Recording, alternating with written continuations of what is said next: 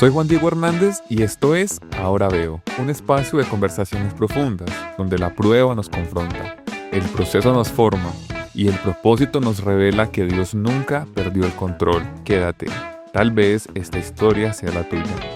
Bienvenidos. Cevitas, gracias por estar aquí en este nuevo episodio. Se abre el telón de un nuevo episodio de Ahora Veo Podcast y hoy estoy sentado no con un entrevistado más, sino con un amigo cercano, y me alegra mucho poder presentarte de esa manera, porque hemos podido crecer juntos ya por un par de años, nos hemos podido acompañar, y tu amistad la valoro muchísimo, porque hay pocos amigos verdaderos, y tú eres un amigo verdadero para mí. Muchas gracias por aceptar la invitación. Gracias a ti, de verdad, Juan Di. Y qué bueno saber que la introducción tuya tiene que ver más que desde un protocolo de entrevista, desde un espacio de amistad, porque hemos crecido, madurados, hemos sufrido juntos sobre la bicicleta y en el discipulado también. Entonces, qué bueno estar aquí en este contexto de amistad. Quisiera que este espacio fuera un tiempo para conocerte mucho más y ver cómo Dios también se ha manifestado en tu vida, cómo ahora puedes ver cómo Dios te ha guiado durante tantos años para estar aquí hoy, sentado conmigo. Y bueno, con todo lo que ya conoceremos más adelante. ¿Qué podríamos interpretar de tus primeros años, de tu contexto, de tu infancia, para poder conocerte un poco más a fondo? Tuve la oportunidad hace poco, ingresé a un estudio, de escribir un perfil.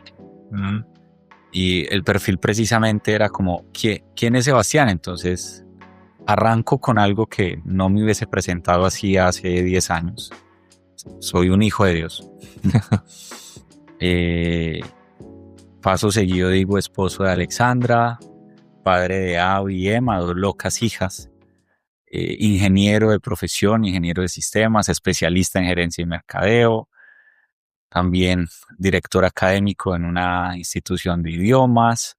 Y continúo, ejerzo ministerio en una comunidad cristiana que tampoco me imaginé estar allí, en el cual puedo coordinar un ministerio de logística, donde también hago procesos de discipulado y de alguna manera también facilito escuelas de formación, y empiezo a narrar todo esto y digo... Parece un superhombre, ¿cierto? Sí.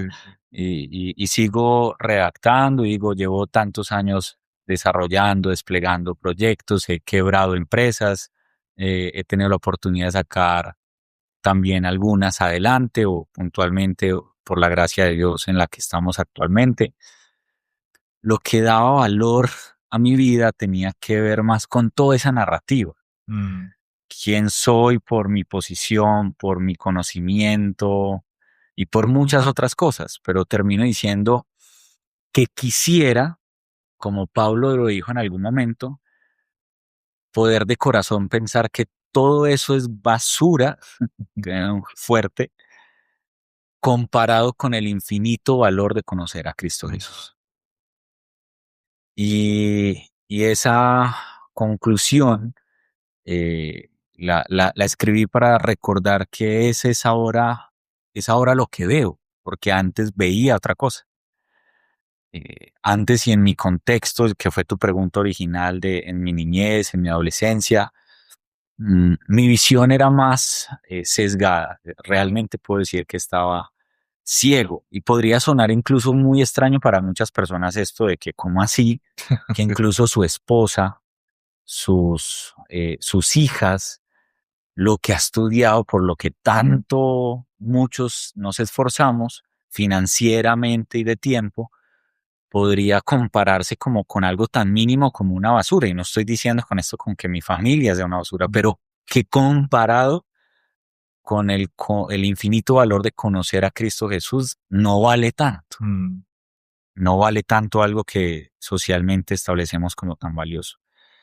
Y esto para decir que en medio de esa presentación de un hombre aparentemente como perfecto, hay, como lo dijo Henry Nouwen, y lo hablábamos hace un rato, una persona que sufre.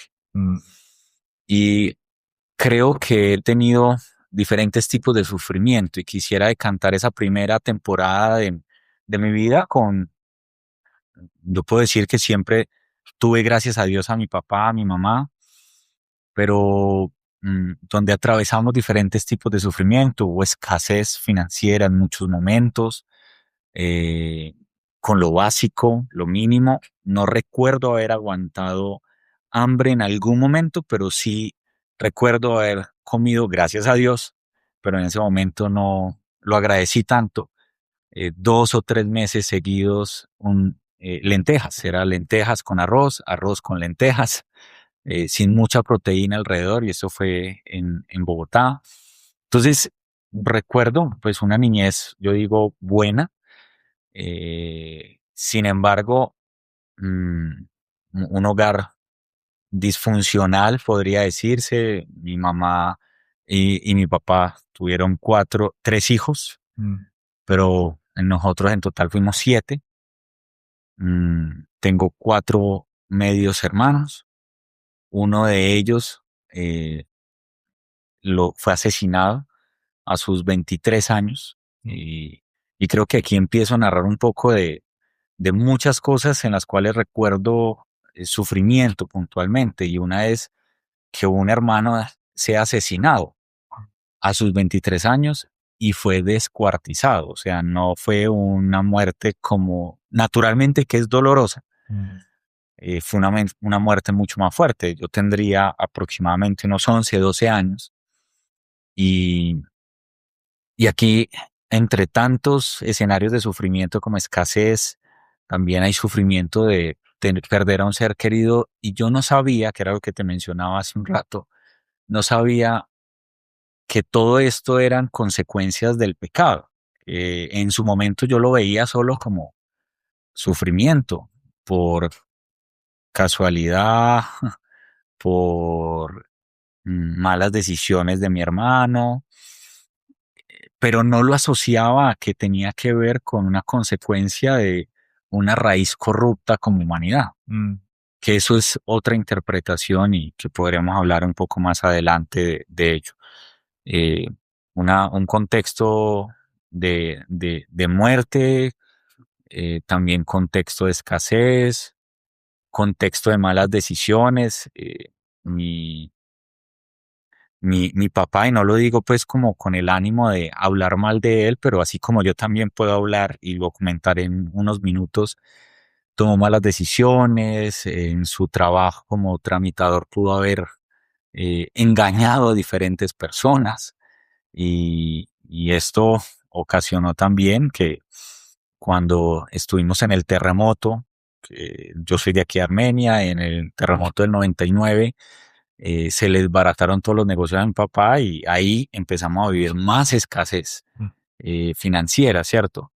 Mm, no estoy diciendo que mi vida fue sufrida completamente. Claro, mi papá manejaba muy buen dinero antes del terremoto, alguno mal habido, y yo me veía beneficiado de eso, ¿cierto? No como mis hermanos mayores, que sí pasaron aún más escasez. Pero en el terremoto del 99, mi papá estaba en Bogotá, nosotros en la casa. Recuerdo que eso era mediodía y estaba con mamá, mis 2 hermanitos menores, y se sacó de la tierra.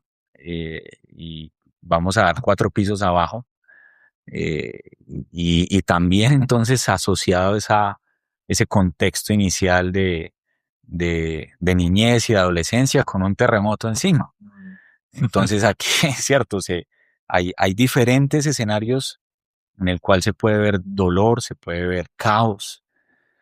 Fue muy fuerte, solo por la gracia y la misericordia de Dios, porque había un propósito mayor. Mi hermano quedó colgando en la cuna. eh, la cuna que, no sé si tú conoces a mi hermano menor, Juan David. Él quedó colgando. Con Daniel, con mamá caímos 4 pisos abajo.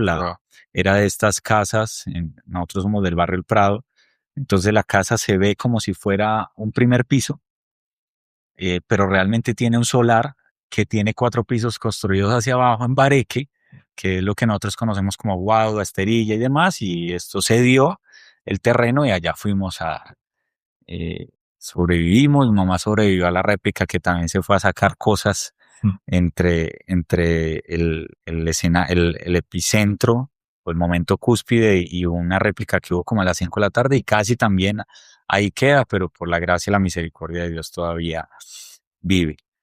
De ahí pasamos a Bogotá, situaciones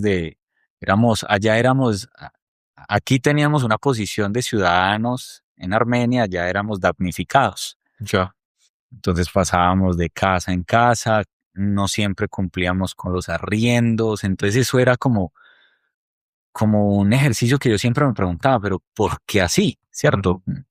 Eh, Teníamos que a veces levantarnos 3:30 de la mañana con mi papá para ir a comprar yuca, para ir a vender por los barrios ir a Corabastos y ir a vender por los barrios de La Aurora, Santa Librada y demás. Mientras yo veía a los niños jugando, decía, pero ¿por qué estamos en esto? Porque yo me hacía muchas preguntas, pero pues nunca eh, en esa temporada encontraba respuestas, ¿sí? Ni era muy analítico, solo era como un cuestionamiento constante. ¿Por qué no tengo la vida de otra persona, cierto? ¿Por qué no tengo la vida de este niño que está jugando fútbol y está disfrutando de su niñez? Más bien toca trabajar y demás, cosa que agradezco mucho porque me formó en carácter y demás. Entonces, a tu pregunta, un contexto en mi niñez de muchas cosas buenas, de tener a mis dos papás físicamente vivos, presentes, pero pues emocionalmente no siempre ahí, ¿cierto? Mm, el dolor de haber perdido a un hermano a temprana edad, escasez en muchos aspectos, un terremoto encima y bueno, una niñez diferente a lo que uno se imaginaría el promedio de lo que viven ahora los niños. Mis hijas no entienden nada de eso, no comprenden en ningún aspecto nada de lo que es mencionado. Entonces así más o menos la niñez y la adolescencia, por gracia, definitivamente abrazado de mi familia, tengo familia que me ayudó. Creo que tú conoces a mi tía Sori, que ella está en la comunidad del Pastor Evelio, y mi tía Sori fue un impulso grandísimo junto con mis papás que me ayudaban para los transportes cuando podían en la universidad, pero mi tía me dio la oportunidad de estar en la Universidad del Quindío estudiando la ingeniería. Asumía ella como esa responsabilidad y, hombre, este cabezón que empieza a trabajar desde muy temprano, reconoce que es el dinero, entonces yo empiezo a estudiar y a recibir el dinero y por mis malas decisiones también, finalizando los últimos semestres, llego a una muy buena empresa donde empiezo siendo bodeguero, paso seguido haciendo a supernumerario administrativo, facturación, y en muy poco tiempo soy la mano derecha de la dueña de la empresa. Hombre, hubiese sido suficiente con eso, pero la ambición, y no sabía tampoco qué era lo que había en mí, qué raíz tan profunda había en mí de maldad, no lo comprendía. No era suficiente que un estudiante de 10º semestre se ganara 2.500.000, que hoy es mucho. Ahora imagínese hace 15 años. Mucha plata. Mucho dinero. Mucha plata. No era suficiente.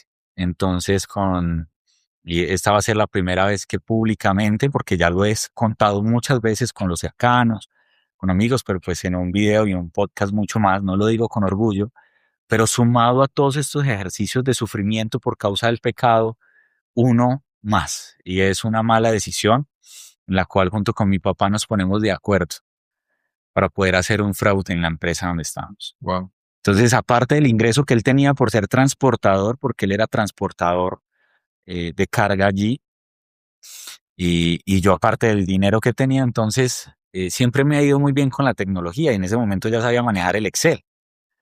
Entonces me sentí como muy poderoso de poder manejar el Excel y lo que hacía era cortar la fórmula y el dinero que no tenía él que entregar, entonces yo le decía, guarde ese dinero y eso era lo que hacíamos todos los días. Y así durante casi 4 meses hicimos un fraude de 50 millones de pesos. y eso conlleva a otras acciones. Y lo cuento no para decir, entonces Sebas está así de posicionado por todos esos movimientos malos que hizo. No, por el contrario, creo que solo por gracia es que estoy aquí, porque fácilmente me pude haber tirado mi vida profesional. eh, Incluso yo estuve en un proceso jurídico de 4 años, constantemente en estrado judicial, no tratando de defender lo indefendible, sino que intentaron como ponerme un, unos cargos superiores a los que tenía o a lo que había hecho. Me dijeron que no había hecho un fraude por 50 millones y no por 200. Eso implicaba unas cosas más graves y me daba casi 12 años de cárcel. Wow. Entonces, ¿A tus cuántos años? 22 años, 12 años de cárcel me daba, ¿sí? Me preguntará si el dinero, raíz mala, decisiones malas, acciones malas. Entonces todo ese dinero lo único que se fue en fiestas, en licor, gastándole amigos que no aparecieron cuando se salió a la luz, porque todo sale a la luz y cuando salió a la luz, pues ahí sí no aparecieron. Mm, y en esas dinámicas eh, tuve un proceso de casi 4 años en los cuales tuve que defenderme y encontrar que definitivamente no era por lo que decían, que era por menos, y bueno, después poder hablar con la persona después de 4 años a la que le hice daño y no antes de una sesión, antes de llegar al juicio, poder llegar a un acuerdo y pagarle el dinero, que eso es increíble. Yo nunca llegué a pagar 50 millones de pesos, pero solo por gracia llegué a obtenerlos para poder pagarlos. Lo restituí, pero fácilmente fueron 4 años de mucho sufrimiento. Una persona que mi mamá no me enseñó a robar, mi mamá no por el contrario, trabajadora, como ella sola. Tuve problemas de identidad en ese momento, me encerré, tuve crisis de depresión. Y bueno, si no fuera por los instrumentos que Dios puso como Alexa y como la misma familia de Alexa, Iván, doña Belén y todos que me abrazaron mucho en esa temporada, no sé si estaría contando de esta manera y aquí la historia. Entonces, no sé si ya voy como sumando, pero las historias son mucho más puntuales, sí, mucho más largas, pero voy al grano hombre, yo no sabía, ni siquiera ahí sabía que lo que estaba sufriendo, por lo cual estaba metido en un problema jurídico, tenía que ver con consecuencias del pecado, pero yo no sabía. ¿Qué pasa en tu historia? Porque digamos que a tus, 22, 26 años no había un Sebastián eh, proyectado, que de hecho es una de las características que hoy podríamos muchos aprender de ti, esa es la planificación. ¿Qué podrías ver en esa historia, un ejercicio de planificación? ¿Qué proyección había con esa misma raíz, con ese pecado y que con una vida quizá un poco desordenada? Claro, la proyección, sí había proyección, Sí. o sea, sí la había, pero fundamental, y tú lo acabas de decir, en esa raíz. Entonces, ¿cuál era la proyección? Carro, casa y beca. Esa era la proyección. Era objetivos en las diferentes áreas y mi propósito de vida, que yo creía que era propósito, pero realmente eran objetivos, era llegar a una libertad financiera, dice Yokoi Kenji, o poder tener una educación que me diera valor, porque a mí en mi casa me enseñaron que yo no tenía valor si no estudiaba, porque en mi casa me dijeron, estudie para que sea alguien en la vida. Entonces mi identidad estaba en yo tengo que estudiar para ser alguien. Esa era una de mis metas. Yo estudio para ser alguien. Ese alguien levanta cierto patrimonio para poder llegar a una libertad financiera y vivir feliz, en búsqueda de la felicidad, ¿cierto? Entonces sí había una proyección. O sea, siempre creo que estuve proyectado. Con momentos de mucho caos, como el de esta empresa donde hacemos este fraude, eh, o por ejemplo cuando decidimos, después de muchos años, estoy saltando muchos años, yo tuve la oportunidad de, en ese momento, cuando, cuando yo quedo en ese caos, yo quedo sin trabajo y quedo con el proyecto de grado listo para desarrollar y poderme graduar. Empiezo el proceso jurídico y en ese momento siempre tuve ímpetu, a pesar de que entré en una crisis de identidad, salí como avante, pero no sabía, yo no le atribuía eso a Dios. Y quiero no hablar de Dios todavía, aunque Dios estuvo siempre, desde siempre, porque yo vine a comprender después que eh, yo no escogí a Dios, sino que Dios fue el que me escogió a mí. Qué bonito. Y para que diera fruto que perdurara, no el fruto que yo pensaba que tenía que dar, que era carro, casa y beca. Era un fruto que tuviera que ver con la vida presente, pero más aún con la vida eterna. Y bueno, eso lo vine a entender mucho después. En ese momento atribuía mi fuerza, mi ímpetu. Entonces tuve la distribución para Parmalat en el Quindío, en medio de todo eso, ese caos. Y recuerdo que me levantaba como a las 4:30 de la mañana, dejaba las rutas claras, mandaba a los ruteros para entregar las leches y todo el tema, y de ahí me iba a trabajar porque entré a trabajar en una empresa de telecomunicaciones de un familiar mío que me dio la oportunidad de ir a instalar antenas en las torres. Supe que ahí fui perdiendo el miedo a las alturas, me tocaba porque era el trabajo que tenía, pasé de ganar 2.500.000 a ganarme el mínimo, que eran como 850.000 pesos. Y, y en esa dinámica me la pasé por varios meses, Parmalat y la empresa de telecomunicaciones. Después con mi tío nos vamos para Villavicencio, quedo a cargo de casi 30 personas de un proyecto para instalar 120 cámaras de seguridad en Villavicencio. Otro ejercicio era una zozobra continua porque yo vivía en una bodega solo, con 2.500 millones de pesos en cámaras y demás, y sin saber en qué momento iba a pasar algo. Entonces, con muchas dinámicas allí, pasa ese año allá, con muchas luchas, quejas, porque yo creo que la vida se va desarrollando con muchos cuestionamientos en por qué estoy aquí y no allá. Y yo me quejaba incluso de estar allá cuando lo que el Señor me estaba como allanando un terreno para la semilla que iba a sembrar, creo yo. Todo esto que estoy mencionando tiene que ver con un terreno que se estaba preparando para sembrar una semilla que iba a dar fruto. Pero yo me iba era quejando. Entonces, en la medida en que ese terreno se iba preparando con la muerte de mi hermano, con el terremoto, con la ida a Bogotá como damnificados, la escasez financiera, con tantas dinámicas, yo no sabía que lo que se estaba era preparando un terreno, pero yo era quejándome, quejándome. Y creo que esto es una de las enseñanzas que he aprendido y es cada momento de la vida tiene que ver con una situación que tiene un propósito superior. Y allí, bueno, sufrí demasiado por mí mismo en Villavicencio, me quejaba, porque sí, porque no.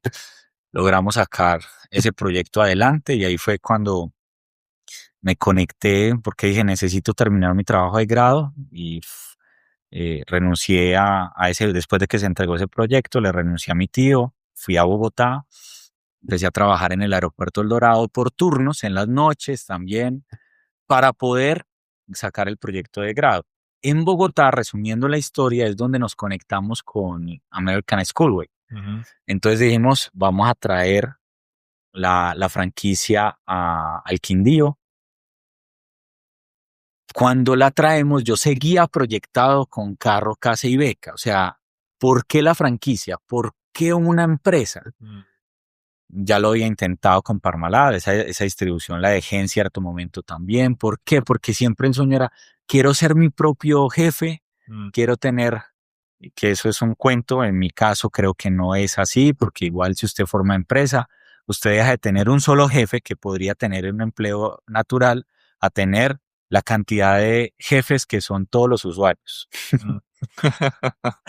Entonces, sí, entonces es un cuento, ¿cierto? Que Sí. yo no creo que sea tan real de cómo ser tu propio jefe. Mm, y en esa dinámica yo seguía proyectado a eso. Y ahí llegó uno de los peores o mejores años de mi vida, porque trajimos a América, empezamos a tener cierto éxito y desde el año uno, mire, la franquicia es a 15 años. Y miren esto, por la raíz corrupta, desde el año uno ya estábamos pensando qué íbamos a hacer en el año 16. Entonces, no nos fue suficiente con vivir la temporada, sino que dijimos, pensemos porque necesitamos, este es otro comentario de los grandes gurús de las empresas que dice, no tenga todos los huevitos en la misma canasta. Entonces nosotros abrimos una agencia de publicidad, abrimos un restaurante, hicimos un evento grandísimo, muchas cosas. Y eso ocasionó que en 2018, particularmente, yo llegara a nivel personal, junto con mi esposa que se ha aguantado muchas, llegáramos a deber 400 millones de pesos, números que yo no tenía nunca en mi cabeza. Porque ¿de dónde vengo? Vengo de escenarios donde tenía que ir a vender yuca para poder rebuscar lo del almuerzo. Sí. Entonces yo digo, eso es mucha plata. Mm. ¿Cómo lo va a pagar? Llegué a tener pensamientos incorrectos, ¿sí? Sí, puedo decir que llegué a pensar el quitarme la vida, porque dije, no, no, aunque hoy digo que bruto, póngale cero, diría el chavo. Sí, Digo, por eso, pero era mucho. sí, Y claro. digo, ¿cómo voy a pagar ese dinero? No tengo cómo. Y estaba en uno de los peores, digo, años de mi vida, en medio de tantas frustraciones, súmele otra más. Mm. Muerte, escasez, todo por esa raíz, ¿cierto? Y de pronto para los que estén escuchando uno diría, ¿y la muerte de su hermano por qué tiene que ver? Porque las otras entendemos que toda causa tiene su efecto. Usted hizo un fraude, pues eso tiene un proceso jurídico. Usted se metió en muchas cosas mal hechas, entonces pues tiene unas situaciones financieras de un endeudamiento de 400 millones, pero pues hombre, el diseño original de él no era que muriéramos y mi hermano fue también consecuencia la muerte de él y que muriera de esa manera tiene que ver con que ese no era el diseño original, ¿cierto? Entonces solo, aunque esto es mucho más profundo, pero que todo en últimas termina siendo causa del pecado y yo no lo sabía en ese momento. Y ese 2018 yo estaba sufriendo demasiado. Aparte de que yo decía, ¿a dónde voy? Porque yo me perdí el primer año de AVI, porque yo no paraba de trabajar, porque estaba proyectado. Estaba proyectado, ¿cierto? No, es que yo tengo que trabajar porque quiero darle a mis hijas un buen futuro. Estaba muy equivocado. Creía que el futuro era provisión financiera y lo que estaba haciendo era quitándole a su papá. Wow. Le estaba quitando a su papá por esa proyección financiera. Y me perdí el primer año de AVI. No andaba en la casa con mi esposa, no sé, no recuerdo mucho ese año, porque me la pasaba era haciendo informes, bueno, entre semana era presentando en diferentes empresas aquí el Quindío, yo era consultor en diferentes áreas y los fines de semana era para hacer informes. Entonces, esa dinámica me llevó a un caos de hacerme eh, preguntas como esa, como de qué sentido tiene la vida. ¿Qué sentido tiene? Porque la vida como sentido lo había puesto en la proyección de dinero, conocimiento y posición. Me hago entender. Entonces, como la había puesto que la vida tiene sentido ahí, cuando todo eso no está, entonces no tiene sentido la vida. Se me hace mucho sentido El tema que la historia, como la estás contando, es como el arquetipo del plan de vida soñado. Mm. Sí. Y uno podría identificar, pues, que ese vacío quizá no sea tu vacío de tu infancia, sino que quizás es un vacío de la cultura, porque esto es un problema cultural, ¿sí? Todos queremos eso, básicamente. O sea, estudiar para ser alguien, porque esta vida que tengo ahora no es la vida que quisiera tener, porque mire cómo viven otros y yo no tengo esa vida, y luego ver que, bueno, pues quizás sí se puede, entonces voy a intentar. Sí, quizás si estudio, si me especializo y tengo mi maestría, entonces voy a ir a poseer y tengo poder y ahora tengo el dinero, tengo mi apartamento y no, qué buen plan de vida, ¿no? Qué proyección. Podríamos decir eso a nivel cultural, es la proyección del éxito. Pero tú dices, quizás esa proyección me está quitando, uno, ser padre, hasta dónde vamos, Esposo. esposo. Incluso yo estaba ciego del verdadero propósito de la vida. Porque, si, aunque de pronto me pueda adelantar, yo diría, yo ya obtuve todo esto. Y tú que me conoces y muchos que de pronto pueden escuchar dicen, ok, Sebastián tiene una casa que es incluso envidiable por muchos. Eh, Sebastián tiene una familia, porque ojo que va a vincular a mi familia. Tiene esposa, tiene 2 hijas, es como una vida como pareciera perfecta. Mm, hombre, soy ingeniero, tengo una especialización, ahorita estoy sufriendo el hebreo, como si no fuera suficiente, pero diría, tiene estudios, es director en una empresa, pero yo me he sentido vacío. O sea, yo ya llegué a la proyección y la superé, pero sigo vacío en muchos aspectos. Si no cuento la otra parte de la historia. Claro, sí, claro. O sea, si yo no cuento la otra parte, yo no tiene sentido. Entonces yo diría, me siento en mi casa, digo, ya llegué. Ahora, hay muchas personas, yo tengo 37 años, cumplo 38 el 28 de julio y lo digo porque muchos van a ver esto, entonces para que me escriban. A lo mejor sí. O a lo mejor usted lo edita, pero el ejercicio es que yo 37 años llegué aquí, pero hay gente que pasa toda la vida y después voltea a mirar y dice, se me fue la vida en esto. Mm. El mismo Steve Jobs, que fue un referente para mí, un modelo, porque era de esos modelos antes de lo que me pasa a mí en 2018, 2019. Él reconoció que desgastó su vida en lo que no debía desgastarlo. Y estamos hablando de quién invirtió años en algo que perdura todavía, como son los iPhone, la comunidad de Apple y demás. Entonces, ¿cuál es el propósito de la vida? ¿Por qué estamos aquí? Esas son preguntas trascendentales. ¿Para qué estoy aquí? ¿Quién soy entonces? Si no soy lo que tengo, lo que otros dicen de mí, si no soy la posición que tengo y no soy lo que la cuenta bancaria habla de mí, entonces ¿quién soy? Mm. Eso no me lo pregunté yo nunca. No, no. Yo solo iba como con esas proyecciones. Y eso me había metido en caos porque uno decide tomar una decisión incorrecta como el de hacerle daño a una persona que tanto bien le hizo. Me hizo a mí, la gerente y dueña de la empresa donde estuve que hice el fraude, porque uno atenta contra el bienestar de una persona de esa manera si no es por los beneficios personales míos. Quiero un dinero. ¿Para qué? Para cumplir con lo que yo quiera, lo que se me dé la gana. Pero yo no sabía, ahora yo lo estoy interpretando porque volteo a mirar hacia atrás y digo, todo esto tenía una razón de ser. Misma raíz, mismo pecado, mismas consecuencias. No, y esas declaraciones que tú haces, créeme que son contraculturales.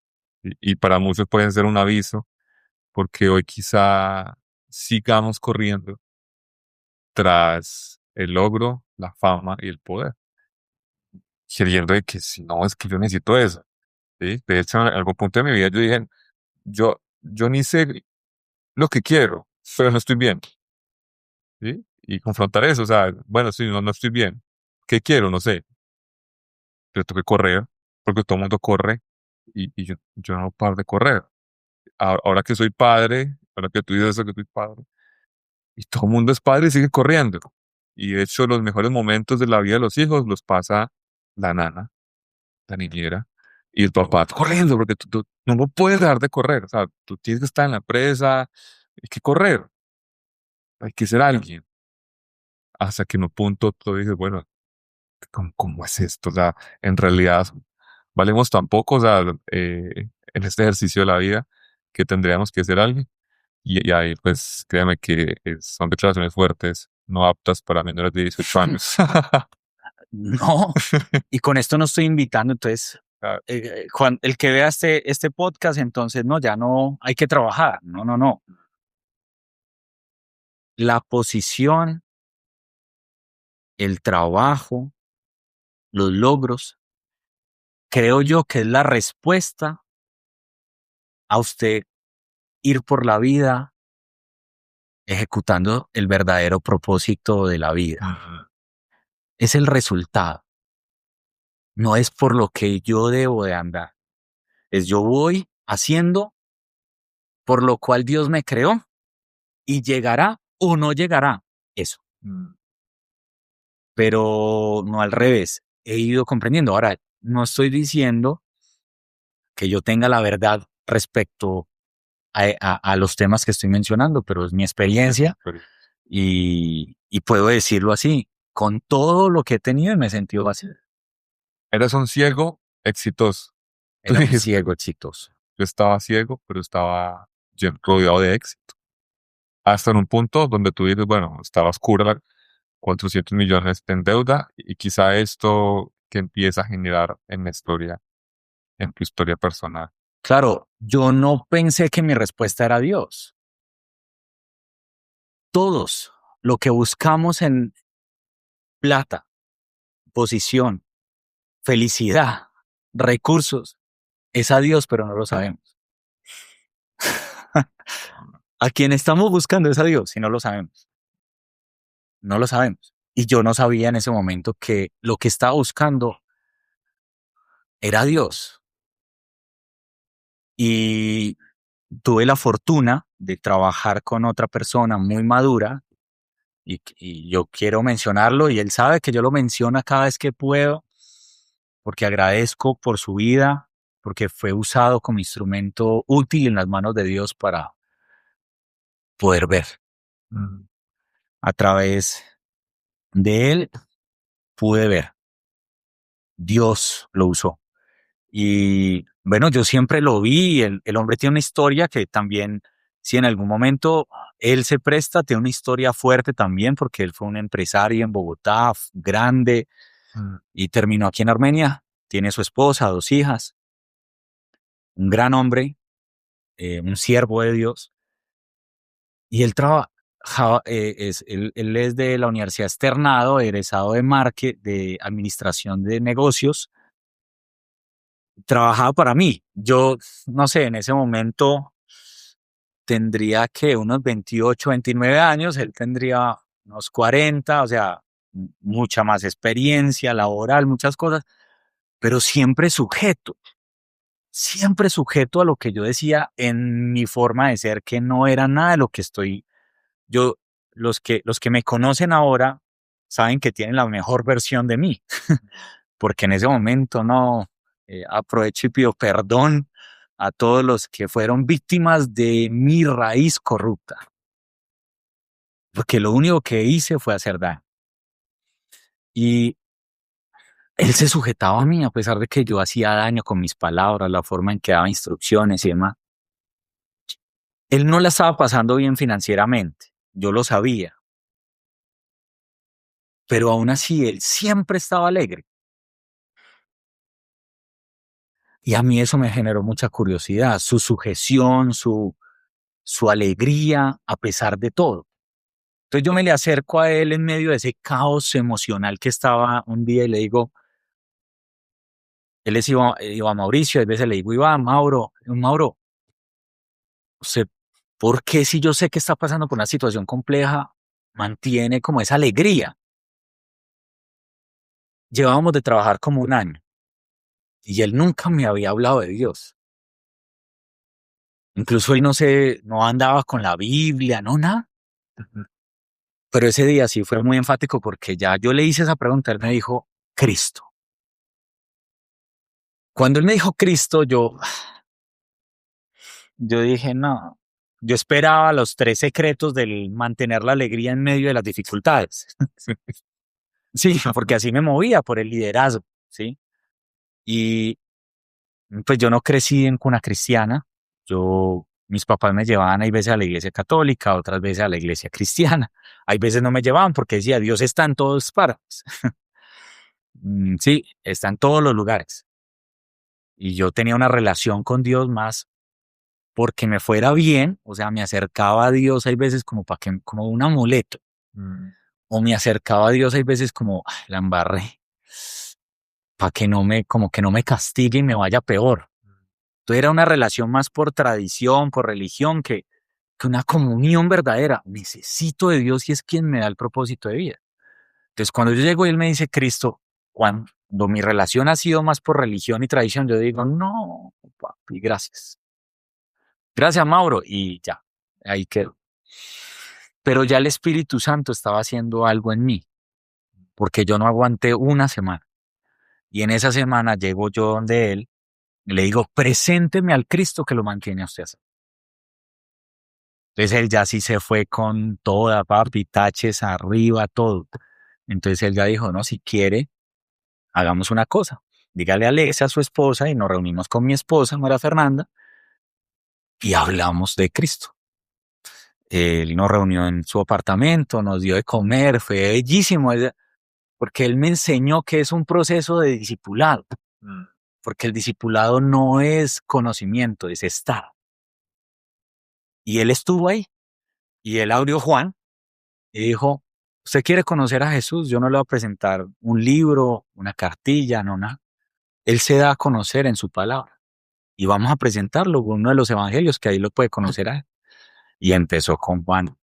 Y yo era pregunta tras pregunta de muchas cosas, porque no me gustaba tragar entero. Eh, Es más, no soy como de tragar entero. Entonces hacía muchas preguntas y Dios lo usó porque él era muy estudioso de la palabra, de la historia hebrea y muchas cosas. Entonces había siempre respuesta. Y así me fue llevando poco a poco a indagar más de la palabra. Para resumir la historia, por esa fecha yo llego por un día de la familia al encuentro. Yo llegué al encuentro por un día de la familia, invitado por Alex Gallego. Llegamos allá y me empiezo a conectar con el encuentro.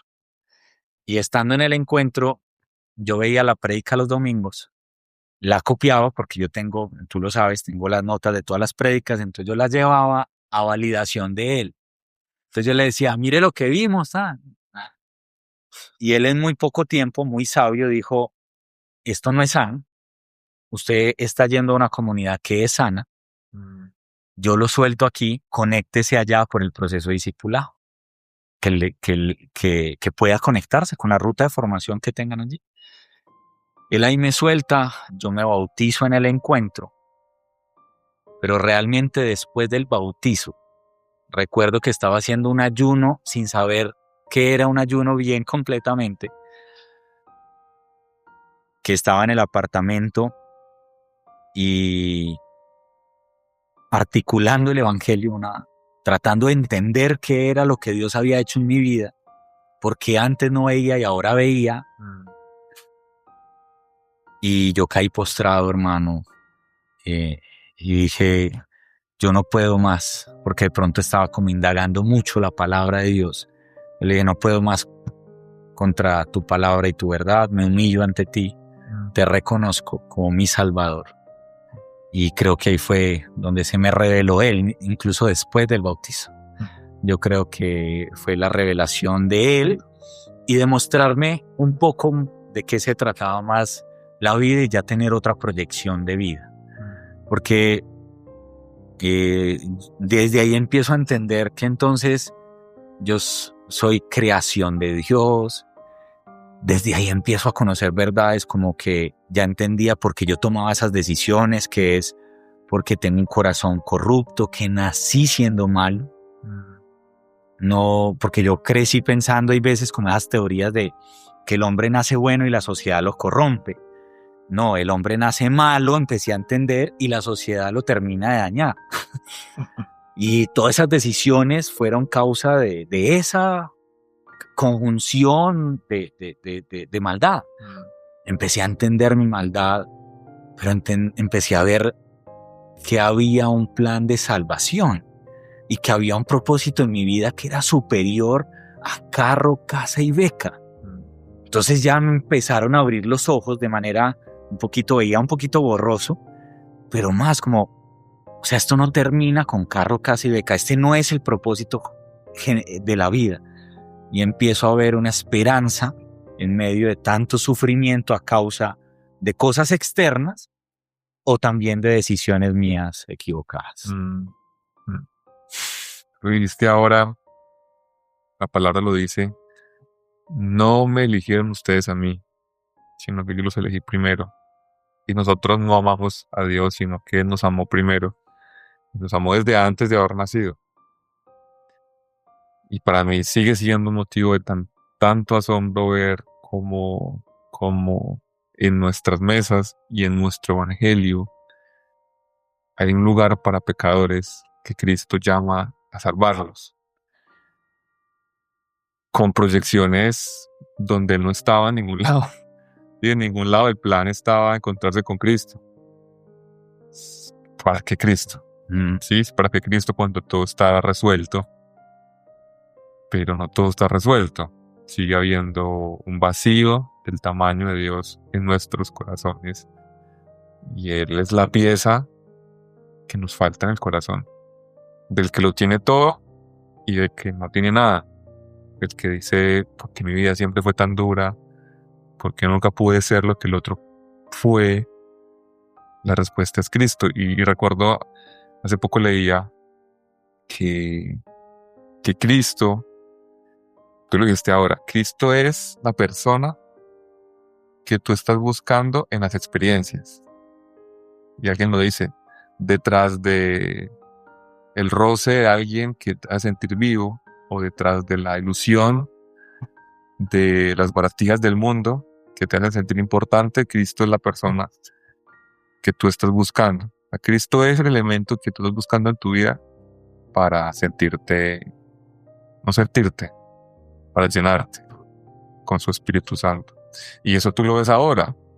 Y a mí me parece, y tú lo dices también, yo reconozco que han pasado una serie de actos providenciales de Dios desde que yo era un niño, incluso un niño que la pasó muy mal, un adolescente que también la pasó mal, un joven adulto que la ha pasado mal, y quizá todo era un camino que Dios estaba llenando para que tú le conocieras, o lo fue, para que tú estuvieras hoy entregado a Él sin haber preguntado por Él. Y esa es la pregunta que te quiero hacer. ¿Tú cómo puedes ver eso? ¿Tú qué ves en que nosotros no preguntemos por Él, pero que Él nos encuentra? Yo veo indudablemente la palabra amor, pero no el amor filial, las maripositas, no el sentimiento, sino ese amor sacrificial. Desde antes de que incluso yo naciera, pero no lo sabía. Desde allí, desde la niñez, con un hogar disfuncional, desde incluso Dios amándome y yo sin ser cristiano. O sea, Dios me amó en todo instante. Porque yo no reconociera a Dios, no fui fortalecido por Él en medio del asesinato de mi hermana. Ni dudo que fortaleció a mi mamá en medio de una situación tan compleja que seguramente mi mamá la sufrió y la sufre aún más. Entonces veo el verdadero amor, porque en eso dice que en esto consiste el verdadero amor. no en que nosotros amamos primero a Dios, sino en que Dios nos amó primero. Y a mí me da confianza en saber, ok, no es por mi amor tan falso, que en eso consiste el amor que nos relaciona con Dios, sino en el amor de Él. En su amor eterno, sacrificial, en que Él fue el que me buscó. Y yo digo, ¿cómo no responder a ese amor? Y ahí es donde entra otra lucha, Juandi, porque yo te lo mencionaba, yo decía, hay sufrimientos que son consecuencia del pecado, que vemos a nivel externo, el meternos en situaciones complejas, es consecuencia del pecado, el mal raciocinio por tener nuestra mirada, por estar ciegos, más bien, no tener mirada, estar ciegos. Y uno diría, entonces cuando Cristo llega a tu vida, ¿qué pasa? ¿Qué pasa después de esto? Yo digo, se me abren los ojos, empiezo a quitar la mirada de la proyección carro, casa y beca y la empiezo a poner en la eternidad. Ya no me llena todo esto, sin decir que eso sea malo, sino que me empieza a llenar Él, su presencia, la comunión con Él, pero sigo sufriendo. E incluso aún más. Porque lo vimos hace unos minutos. ¿Cuál es el Jesús que nosotros esperamos?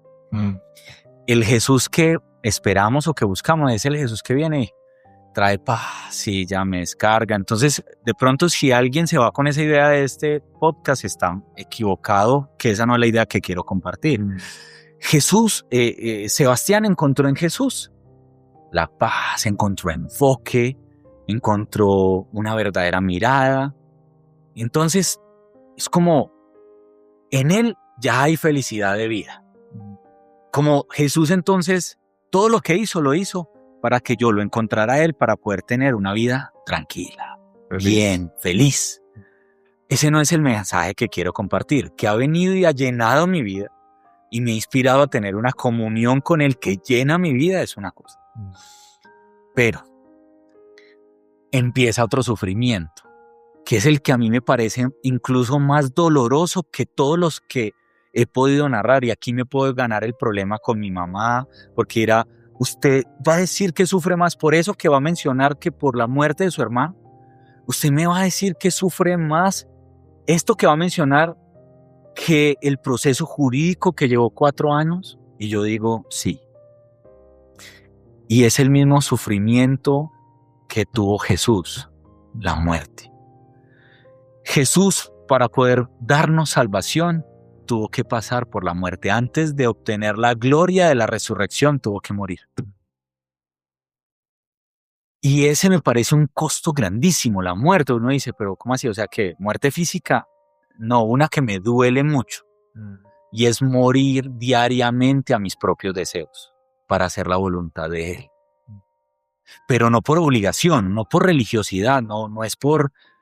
Es que usted va a obedecer porque eso es lo que dice en la comunidad del encuentro, lo tienen a usted adoctrinado. No, es porque al ver ese amor de Dios cuidándome desde toda mi vida, yo digo, Señor, ¿y entonces cómo respondo a este amor? Y Él dice, aquel que quiera ir en pos de mí, que deje su antigua manera de vivir, que tome su cruz y me siga. Muera a usted y lo que usted desea en su carne por seguir los pasos del verdadero maestro y cumplir el verdadero propósito de la vida. Y eso duele, lo aterrizo. Hermano, a mí hay muchos no se les facilita tener disciplina. A mí eso es algo que se me facilita, ser disciplinado. Y yo acabo de correr 21 kilómetros este domingo. Pero a mí me encantaría, por mi esencia, hacer los 21 kilómetros y ganarle el primero. Y podría hacerlo, pero eso implica algo. Todos los días necesito entrenar, con unos ritmos importantes. Pero el Señor no me ha mandado a mí a ganar maratones aquí para mostrar que soy el primero. Porque soy padre, me ha mandado a discipular a mis hijas, a servir a otros. Entonces, internamente tengo que decirle no. Aunque me remuerda por dentro y diga, yo quiero hacerlo. Ese es uno sencillo, que muchos no podrán entender sino solo un nicho mercado de deportistas que les apasiona el tema. Pero hablemos del dinero. Porque la cultura dice, incluso la persona en algún momento, una de las más ricas del mundo, dijo, todos los días un poquito más. Entonces la cultura nos invita a tener todos los días un poquito más. Entonces, yo puedo hacer más dinero. Yo soy consultor para Colombia Productiva en la Cámara de Comercio. Y yo me muerdo los labios por aceptar una consultoría porque me encanta trabajar y ganar dinero. Pero eso implicaría no tener tiempo para las personas, para mi esposa, para mis hijas. Incluso tiempo, el más importante, para estar en comunión con Dios. Y eso me duele. Eso me remuerda por dentro. Digo, yo quiero hacerlo, pero a eso yo no lo he llamado. Otro que pronto podría... Yo tengo un dinero en el banco y digo, ¿será que con esto podremos sobrevivir? Porque pueden venir situaciones, gobiernos que desequilibren esto, mañana la empresa puede no estar.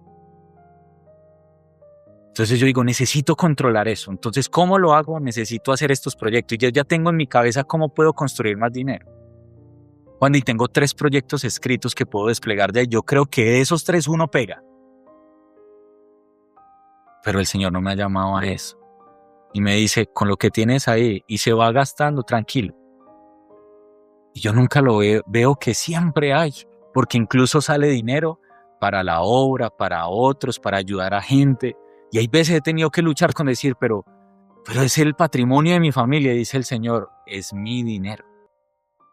Y lo usas para tu familia, pero tu familia es todos los que han decidido creer en Cristo para salvación. Así que dispón de ese dinero de esta manera. Eso es morir a lo que yo quiero por seguir al maestro. Y lo valgo, pero duele. Duele negarme en diferentes luchas, en aspectos de diferente tipo. La mayoría de hombres luchamos en un área que es muy fuerte y que poco mencionan, que es en el área sexual. Negarme a ver contenido y todo lo que conlleva después del contenido y entrar en diferentes situaciones incorrectas. Eso duele, acelera el corazón porque uno quiere darle rienda suelta a sus propios deseos y placeres. Y ese es el sufrimiento que arranca después de que acepto a Cristo como mi Salvador. Y para mí, ese sufrimiento es más doloroso. No, Sebas, no, muchos no estarán de acuerdo conmigo, pero para mí ese es más doloroso. Pero es el sufrimiento que vale la pena, porque si yo soy un discípulo, que me considero discípulo, seguidor de Cristo, ese es el modelo de vida. La cruz es el modelo de vida del discípulo. Porque la cruz de Jesús trajo redención a mi vida. Me dio vida eterna y me liberó del pecado. Me dio esperanza. Pero la cruz que yo cargo a diario, de decirle no a lo que tengo que decirle no, trae transformación, trae crecimiento, trae avance, trae madurez. Puedo tomar mejores decisiones en la vida. No para vivir una vida perfecta, sino para vivir la vida que Cristo quiere que yo viva. Y sin duda la Biblia constantemente nos va a hablar del precio del discipulado. Y Jesús lo enseñó, o sea, no comiences a seguirme sin evaluar el costo. Porque incluso en el día debes aborrecer hasta tu propia vida por seguirme a mí. O sea, tú ya no eres lo importante. Tú ya no eres lo importante. Tú sigues a Cristo y tú no eres importante. Es necesario morir. No basta con querer obedecer, no basta con querer seguirle, es necesario morir. Y morir a todo. Pero la cantidad de personas que cuando experimentan algún tipo de dolor, ¿sí?, que no estaban esperando, y tú digo, no estás esperando ningún dolor. Y yo creo en Cristo. Y como que tengo dolor. Y sí. Sí. El evangelio es eso. Te va a doler. Te va a doler. Y a Cristo le dolió todo, para que por medio de Él nuestros dolores y nuestras muertes tuvieran algún propósito. Porque ¿de qué te sirve sufrir ahora? ¿De qué te sirve morir a ti mismo si eso no tiene un impacto, no tiene sentido, sino más que ser mejor cada día, un poquito más que ayer? ¿Qué tiene sentido resistir la tentación cuando no tiene propósito? Pero todo el propósito está en Cristo, que no experimentó un dolor, ni una tentación, sino que fue Todas. tentado en todo.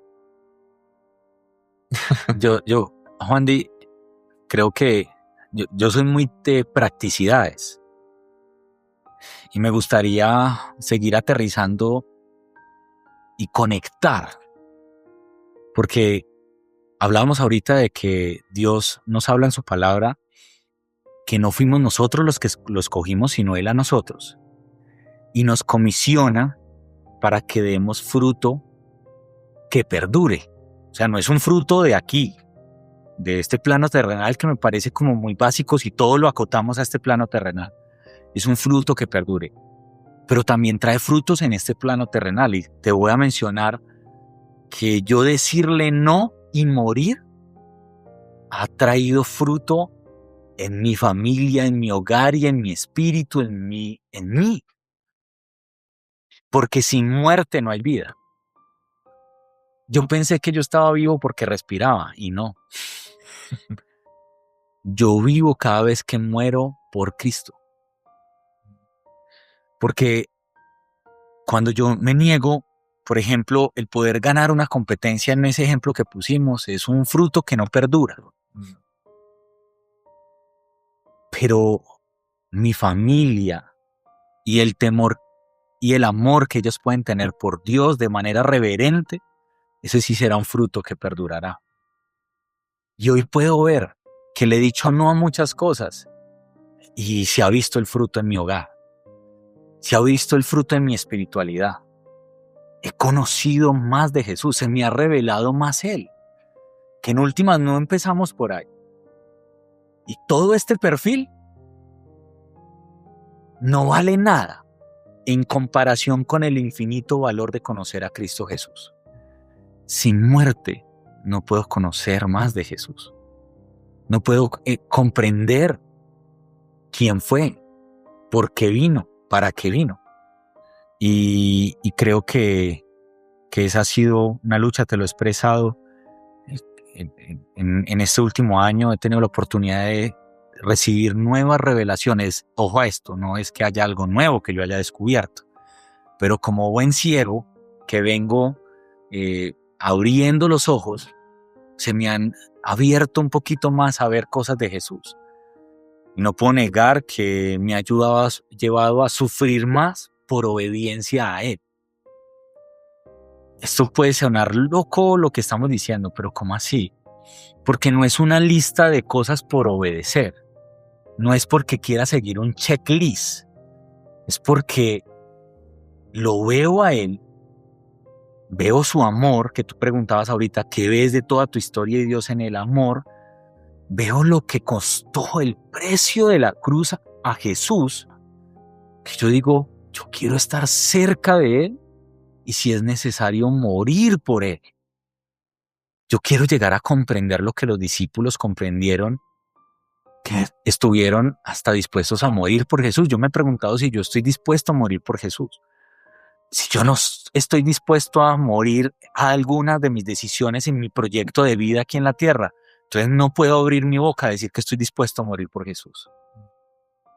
Si no estoy dispuesto a quitarme del centro y quitar mis crisis, mis sufrimientos de alrededor, por ponerlo a Él como algo superior a todos mis sufrimientos, yo no puedo decir que estoy dispuesto a morir por Jesús. Creo yo. Sí, así es. Así es. Y pienso que en este proceso es un proceso. Y Ricardo, Es el claro, proceso, sí. creo que no estamos diciendo de, wow, la obra terminó, ¿sí? Sino que la obra la inicia Él sin preguntar por Él. Sin preguntar. Y la acaba Él porque fue su voluntad. Y nosotros simplemente somos parte de una historia de amor, porque Dios amó tanto al mundo que envió a su Hijo a morir por nosotros, porque nos amó. Y vemos eso en la historia, ¿sí? Cristo nos amó. Y esencialmente, entre líneas, el tema es de amor. Sí. En el fondo de todo está el amor. ¿Qué amas tú? ¿Te amas a ti? ¿Amas el mundo? ¿O amas a Dios? Ese es un tema de amores. Es un tema de amor. Y la palabra lo enseña, ¿sí? Si ustedes dicen que me aman, no amen el mundo. Porque el que dice que ama al mundo no tiene mi amor. Si ustedes me aman, permanezcan en mi amor. Y eso estamos llamados todos en este camino de discipulado, en este proceso. O sea, yo te amo y tú eres lo más valioso. Y cualquier cosa comparada frente al infinito valor de conocerte a ti, no tiene sentido.